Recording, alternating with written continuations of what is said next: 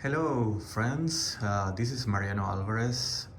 As promised on my last video, I'm down in Argentina for a couple of weeks visiting my parents, and I'm down here during the winter time. Today is July 3rd. It's actually a very beautiful day, but it's in the middle of winter now. Luckily, today is about 60 degrees and sunny. But my last video in Atlanta, I promised I would spend some time here documenting my parents' video here in Paraná, Argentina. I believe they're like in zone 10 here. It does get cold, it goes below freezing sometimes, and it's very humid. So the cold feels even colder. So today, even though it's 60, it does feel a little chillier than that. So anyways, I just wanted to give you a quick look of what a garden may look like in other parts of the world. This is the backyard. Basically, properties are actually side by side to each other, and usually there's a division between the properties by using brick walls and things like that. So I'm in the middle of the city, so there's no like a front yard or the side yard. So uh, houses do share walls, as you can see on each side of the house. So let's start with the tour. Here, my mom has a collection of different kind of like tropical looking plants, and it's just funny for me to see things like this outside in the winter time. Things that I would actually bring inside during the winter. It looks like here they seem to be doing okay. So you can see some succulents there. That's the one maple that I gave them. I found a seedling for them. Obviously it's out of leaf. Hopefully it will come back come springtime. But yeah, it's just interesting seeing these tropical and succulents faring okay during the winter time. Like for instance, this croton plant, it's looking perfectly fine. And we're in July, which is the equivalent of December.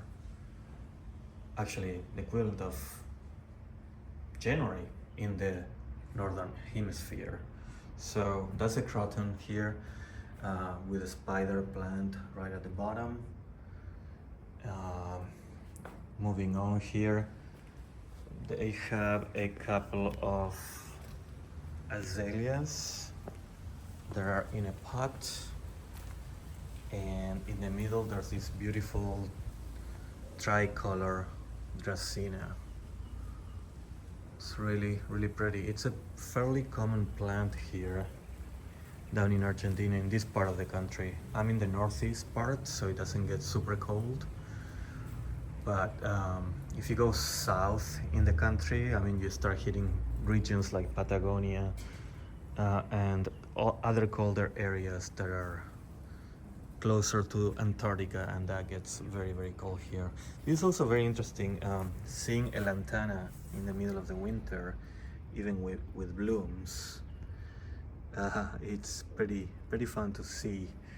On this wall, on this side wall, they have this massive flame vine, which obviously it doesn't look that great right now because again it's winter time. But come spring, this thing gets a lot of orange flowers that are great for hummingbirds, and it looks amazing on this wall. It's literally, it's a flame vine, as it's called. Very well named. Down here we have some solar lights that I brought them from the US, and these are some peace lilies that looks like they're getting chewed up by some bugs. Moving on, we have some lilies, and you can see those are the bulbs. Bulbs look healthy. The leaves are not looking that great, but again, it's winter, so I'm not too worried about. about them. There's a lot of clover, I guess some kind of ground cover there. And then this is a variegated hibiscus that it's looking that it wants to leaf out already, which is interesting because springtime here is not until September. But yeah, things tend to wake up a little earlier. But it's unusual to see them waking up this soon. Anyways, this is a bear's tongue, super vigorous here, likes it. And again, back where I live in Atlanta, these ones tend to just be cut back to the ground, but here it looks like they keep their leaves in the winter. And here it's a series of agapanthus. These are beautiful in the summer when they're all in bloom. They really like, agapanthus really love this southern hemisphere, I guess, weather. I guess because they're originally from South Africa, I think. But they put on a show in the summer when they bloom. I love coming here and see them, but they look pretty good right now. But obviously it's not blooming season for them. Right next to them, there's this beautiful lavender, and it has quite a number of blooms. I was looking at a bee earlier today, so it's good to have some pollinator friendly plants. And again, this is unusual for me to see a lavender blooming in the winter. And in this corner here, this is a Thai plant that it's actually blooming as well. Beautiful blooms.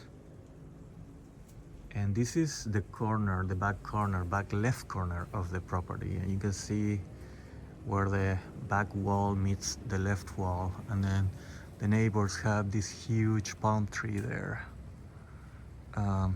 which apparently there's a bunch of parrots nesting in there. Parrots have become quite, I guess, invasive birds. I think of invasive as plants, but when I used to live here as a kid, we didn't have parrots, or many parrots. Now they're all over the place. This is another Dracaena against a wall. Really beautiful. I can see another lantana down there, and looks like there's another one here as well. And this one is a purple, sorry, not a purple, it's a Schefflera, or like an umbrella plant.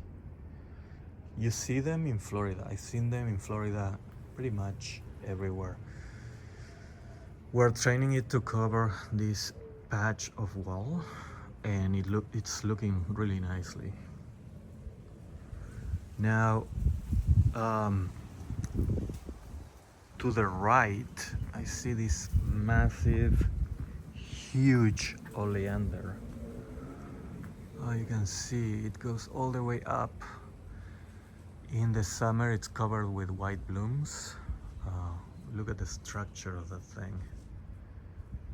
And it's funny. It's fun how my parents use these birds, and the parrots and toucans and decorations that are hanging from the oleander.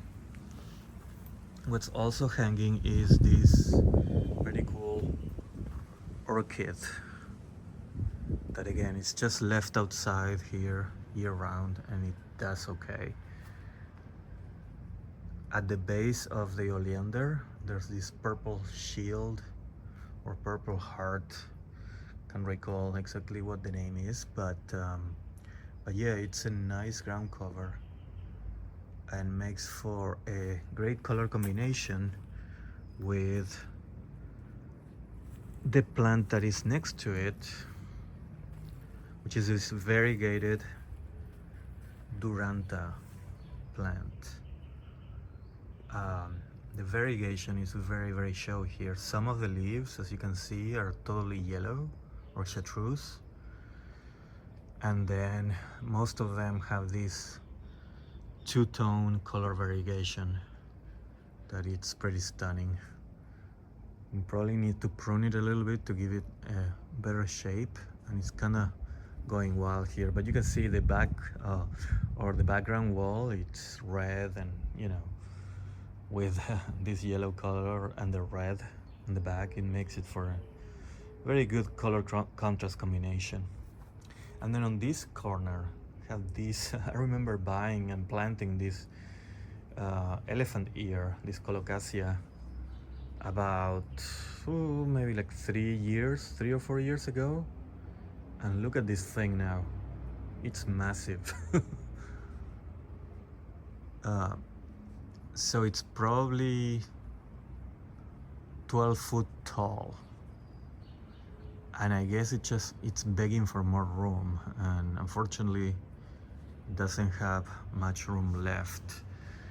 But the trunk, it's as thick as a tree. It's crazy. And again, I'm not used to seeing this type of growth on an elephant ear plant. But here, in zone 10-ish, this is what they do. Okay, passing the Duranta. Next to the Duranta is a tea olive, which they're not very common here, but I do love them in my yard in Atlanta. So I got one for them. It was fairly small. It's looking pretty happy here, and there's even some blooms. And what I like about these blooms is that they're very fragrant, and there's some new growth here. So I like that it's doing well here at my parents' garden. This plant is called Biden. Not to confuse that plant with our US candidate, which oh boy, what's going on in the US is kind of nuts right now. But yeah, I'm watching it from the distance. So that plant is called Biden's. It looks like it has a bunch of spent kind of seeds and blooms there. Not very familiar with that plant. And then to the right, I thought this was an abelia, but it's actually a myrtle, like Myrtle Beach.